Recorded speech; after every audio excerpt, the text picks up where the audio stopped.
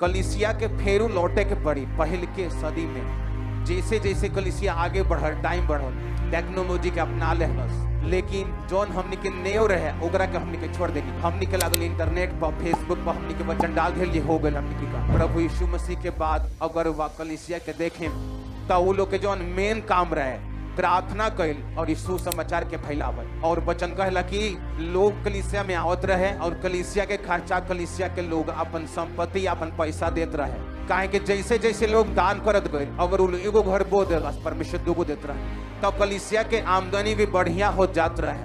मूसा के टाइम के कलीसिया के लगा ली लो कि जब प्रभु के कलीसिया मूसा संभारत रहे तो वचन कहेला उनमें से केहू भी निर्धन ना रहे और केहू निर्बल भी ना रहे, कमजोर भी ना रहे। काहे कि प्रभु के ग्लोरी इतना रहे वो लोग के ऊपर। काहे कि मूसा प्रार्थना करे वाला आदमी रहे। का आज जिंदगी में प्रार्थना के इतना महत्व बा कि रुआ खास प्रार्थना करे खातिर कोनो ऐसा जगह पर जाए जहाँ रुआ के कोनो डिस्टर्ब ना होके।